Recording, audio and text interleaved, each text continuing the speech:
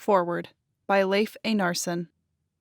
Visual effects veteran and Visual Effects Society, VES, award nominee for The Kite Runner. Visual effects on Stuart Little, X-Men Days of Future Past, Spider-Man Homecoming. When my friend, Vicki invited me to write this foreword, I was humbled. Throughout this audiobook, she refers to industry veterans who have been doing their jobs for 20 or more years. I am actually one of those old fogies that she is referring to. I got into digital media at the age of 24, straight out of college. Nowadays, 24 is kind of old to be getting into visual effects and games. But back in the mid-90s, that was early. I spent over 5 years at the University of California, San Diego, UCSD, pursuing a degree in structural engineering with a minor in surfing. I ended up failing at both. With degree in hand, I approached one of my professors and asked him, "What am I going to do with my life?" He was a loving and eccentric character who spent more time in class talking about Madonna and screenplays than applied physics. He told me to get into something called virtual reality. He had seen a lot of his friends die of AIDS and found that a common deathbed wish was just to be able to stroll once more on a beach. At one point, my professor threw me a book on C++ and told me to get to work. After a week of me reading this book on the beach, I realized I was also not a programmer.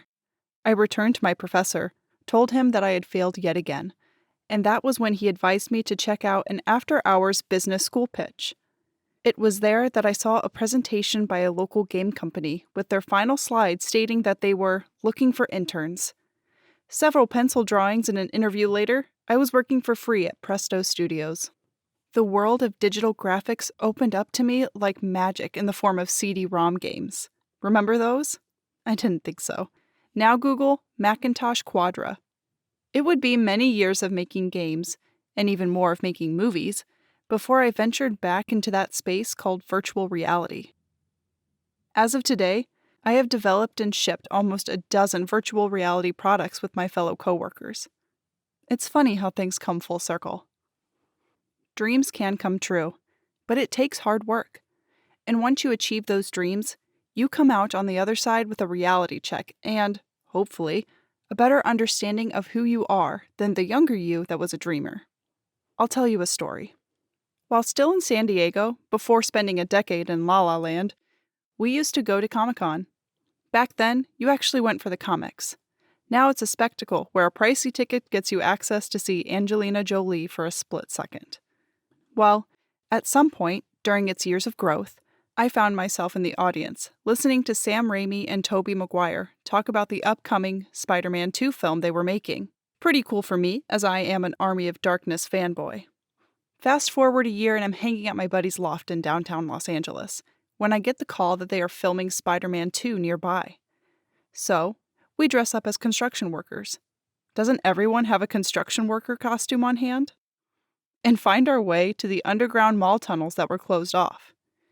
We pop up on the other side only to witness a car drive by, shooting guns at a Spider-Man stuntman. You can only imagine our elation. Raimi yells cut as it was time to take a break, and we get rounded up with the extras for the next shot.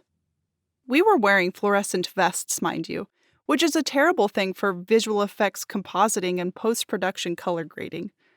So, even though we stood out from the crowd, we did our best to act the way an extra might. After a few takes, it was time to break for dinner. Who am I to say no to free food? After our meals, the crew was preparing to set up for the next shot. But this time, I was near the director's monitor tent. How lucky I felt to be standing next to Raimi, shadowing him as he directed this big action sequence. Fast forward years later, and I get a call from a friend asking me to be interviewed as a pre-visualization artist for Spider-Man 3.